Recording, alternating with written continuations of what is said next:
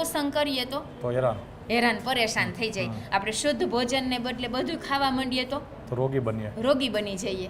બરોબર ને? આપણે દૈવી ગુણ ધારણ કરવાને એના બદલે આસુરી ગુણ ધારણ કરીએ તો દાનવીય પ્રકૃતિ આવી જાય. હા, દાનવની પ્રકૃતિ આવી છે. તમે તો બહુ સમજદાર છો. તો આ ચારેય છે ને પિલર બરોબર હોય ને તો આપણું જીવન સાચું યોગી જીવન બને. આ ચિત્રમાં એ બતાવ્યું છે. પછી નીચે જો એક બતાવ્યું છે, જો આ વાંચો જે અહીં શું છે. હા, પેપર હા, પેપર. જો પેપર હોય ને અહીંયા હવે પેપર, હવે આ ટચ કરો, આ પેપર બતાવ્યું છે. તો કાગળ હોય ને, કાગળ એમાં હવે ઉપર હાથ લઈએ, જો અહીંયા લેન્સ. હા, બરોબર. જો કાગળ હોય ને એમાં આમ લેન્સ રાખીએ અને લેન્સ ઉપર હવે આ વાંચો સૂર્ય. હા, સૂર્ય. હવે જે આ સૂર્ય બતાવ્યો છે, બરોબર. હવે સૂર્યના કિરણો આ લેન્સ વાંચ્યું ને તમે, લેન્સથી કાગળ ઉપર પડે તો કાગળનું શું થાય? દાજી જાય. હા, કાગળ બળી જાય. બરોબર ને? કાગળ બળી ગયું, વચ્ચે લેન્સ હતો તો સૂર્યના કિરણો લેન્સ દ્વારા કાગળમાં આવે તો કાગળ બળી જાય. એવી જ રીતે હવે આ પરમાત્મા છે, પરમાત્માના કિરણો આપણી ઉપર આવે તો દુઃખ, અશાંતિ, રોગ એ બધું નાશ પામે, બળી જાય. આ ચિત્રમાં એ બતાવ્યું છે. વાહ વાહ, વેરી ગુડ, સરસ છે. સારું છે. હવે સમજાઈ ગયું આખું ચિત્ર? હા, સમજાઈ ગયું. હા. માણસ છે એ પોતાની પ્રકૃતિને કારણે ક્યારેક એવું બને છે કે રોગી બને છે, દુઃખી બને છે, બરોબર, અશાંત બને છે, દુઃખી બને છે. હા, હા, હા. પછી પ્રભુની જ્યારે પૂર્ણ કૃપા થાય છે તેમાંથી બધું નાશ પામે છે. જેવી રીતે સૂર્યના કિરણો બિલોરી કાચ ઉપર અથવા લેન્સ ઉપર રાખવામાં આવે તો કેમ કાગળ સળગી જાય, એવી રીતે આપણે બધે આ પ્રભુની કૃપા થાય તો આ બધા દુઃખો છે બળી. રાઈટ, એકદમ તમે એક્યુરેટ આ ચિત્રને સમજી ગયા. અને ભગવાન છે ને એનો પ્રકાશ છે ને સૂર્ય કરતાં કેટલા ગણો વધારે છે. તો સૂર્ય જેમ બિલોરી કાચથી આવે પેપર તો પેપર સળગી જાય, એમ પરમાત્મા છે ને એકદમ શક્તિ સ્વરૂપ છે. તો પરમાત્માની શક્તિ આપણી અંદર આવે ને તો બધું જ અંદરનું જે છે ને ખોટું છે, અદેખાય છે, ઈર્ષા છે, મારું તારું છે, અશાંતિ છે, બધું જ જતું રહે. मेरा नाम भगवान जी चौहान है. मैं यहाँ राजकोट की ब्लाइंड वेलफेयर एसोसिएशन में रहता हूँ.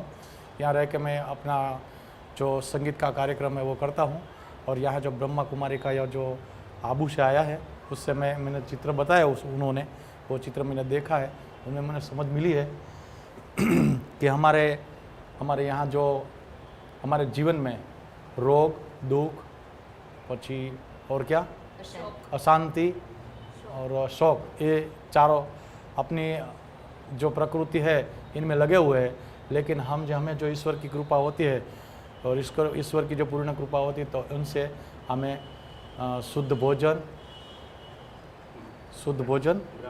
ब्रह्मचर्य और दैवी गुण और सत्संग जो हम करते हैं उनसे जो मिलता है तो हमारा जीवन पवित्र हो जाता है. जैसे सूर्य की किरण एक को जो लेंस पर आती है और लेंस की जो किरण है वो कागज़ पर गिरती है तो कागज़ जैसे जलकर भस्म हो जाता है, वैसे ईश्वर की जो किरण हमारा पर पड़ती है यानी कि वो सत्व किरण होता है जो इसमें बताया गया उन चित्र में कि ईश्वर की जो प्रेरणामयी चित्र जो किरण होती है वो हमारे पर पड़ती है तो हमें सुख, समृद्धि, शांति और हमारा जीवन एकदम प्रफुल्लित हो जाता है और हमारा जीवन दैवी प्रकृति के अनुसार ही हो सकता है. तो आइए हम तीनों लोगों को समझें. पहले इस चित्र को ऊपर से नीचे और फिर बाएं से दाएं तक स्पर्श करें. बीच में आपको बड़ा सा गोला जैसा लगेगा.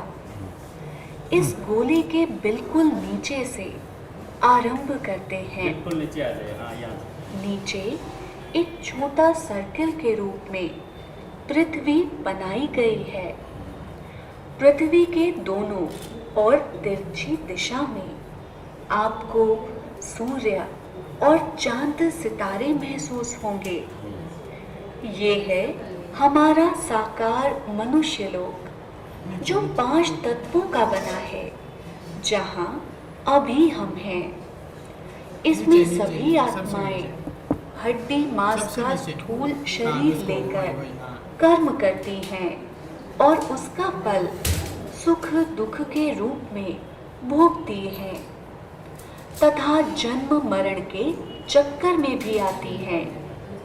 इस लोक में संकल्प, ध्वनि, और कर्म तीनों हैं। इसे ही आत्माओं का कर्म क्षेत्र भी कहते हैं। ये सृष्टि आकाश तत्व के अंश मात्र में है। अब आप सूर्य चांद से भी ऊपर की ओर स्पर्श करें। आप एक लाइन में 3 देवताओं से मिलेंगे। सबसे बाएं ब्रह्मा, फिर विष्णु और फिर महेश। यह लोक है सूक्ष्म देवताओं का लोक। मनुष्य लोक के सूर्य तथा तारागण के भी पार, आकाश तत्व के भी पार एक सूक्ष्म लोक है, जहां प्रकाश ही प्रकाश है। उस प्रकाश के अंश मात्र में ब्रह्मा, विष्णु तथा महादेव शंकर की अलग अलग पुरियां हैं। इन देवताओं के शरीर हड्डी मांस के नहीं, अपितु प्रकाश के हैं। इन्हें दिव्य चक्षु द्वारा ही अनुभव किया जा सकता है।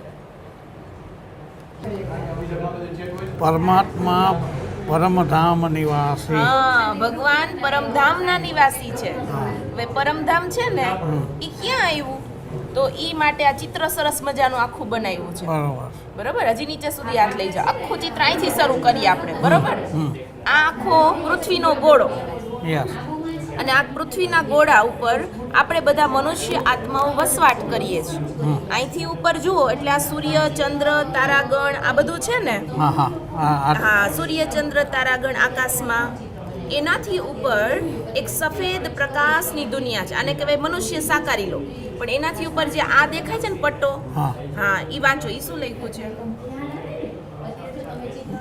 બ્રહ્મા વિષ્ણુ હા, શંકર. હા, તો એ ત્રણેય સૂક્ષ્મમાં દેવતાઓ જ્યાં નિવાસ કરે છે ને એ દુનિયાનું નામ શું છે?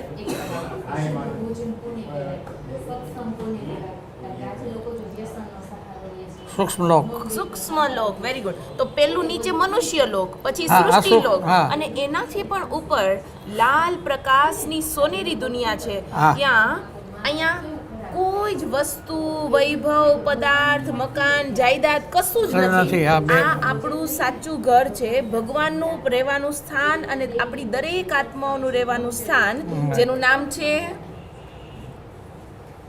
બ્રહ્મલોક, બ્રહ્મલોક, પરમધામ, શાંતિધામ. આ બધા એના નામ છે. પરલોક. હા, પરલોક. તો આપણે બધા આ પરમધામથી નીચે સૃષ્ટિ ઉપર પાઠ ભજવવા આવ્યા. સૌથી ઉપર હાથ લઈ જાઓ. અહીંયા જે બતાવ્યું છે ને આ જે ગોળ રાઉન્ડ, હા. ઈ શિવ પરમાત્માનું સ્થાન, હા. કે ભગવાન સૌથી ઊંચા રહેવાવાળા, સૌથી ઊંચ, આ અને શિવલિંગ સૌથી જે- ઉપર શિવ શિવલિંગ ભગવાન. જેવું બને. હા, શિવલિંગ જેવું. અને એની સાથે નીચે આપણે બધી જ આત્માઓ નિવાસ કરીએ છીએ. એટલે એનું ઝાડ બતાવ્યું છે, નિરાકારી ઝાડ, કે આત્મા, દરેક હા. આત્માનું રહેવાનું આ સ્થાન છે.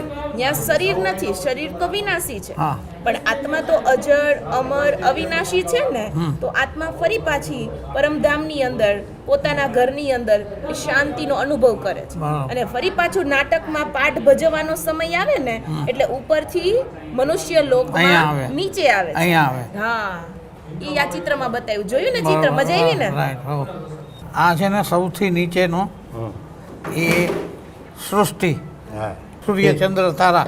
ઠીક હા એની ઉપર આ બ્રહ્મલોક, બ્રહ્મા એનો આ પરમાત્મા શિવલિંગ છે ને. હા હા એની કે પાછા બધી આત્માઓ હા હા ટપકા ટપકા છે ને હા હા બધી આત્મા આત્મા બધી. પછી આ અર્ધચંદ્રકર હા, ઈ છે ને ઝાડ છે, ઊંધું ઝાડ. સમજાઈ ગયું સમજાણું? જેમ ઉર્ધ્વમૂલમ અહીંયા મનુષ્ય ઉદસ્થ. સૃષ્ટિ રૂપી ઝાડ, એમ ઉપર ઉલટું ઝાડ. હા. ઉર્ધ્વ મૂલમ રક્ષાક. પરમાત્મા પરમધામ નિવાસી નિવાસી. છે. હા. અને બધી જ આત્મા છે ને ઉપરથી નીચે સૃષ્ટિ ઉપર પાઠ ભજવવા આવે.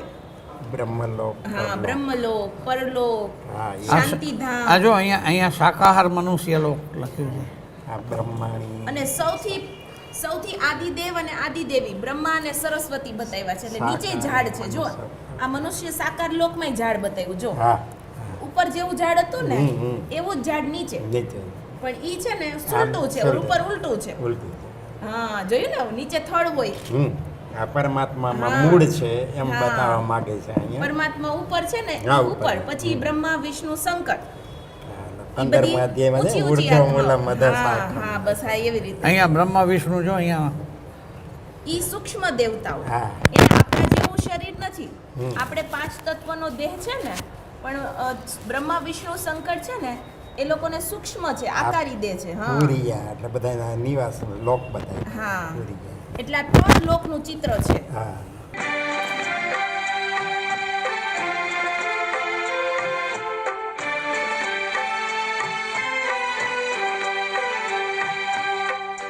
ईश्वर अपने साथ है, डरने की क्या बात है।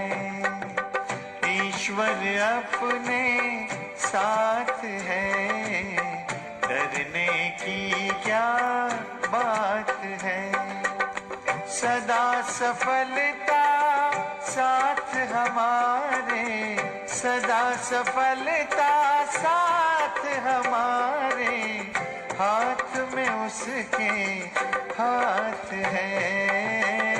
ईश्वर अपने साथ है, डरने की क्या बात है।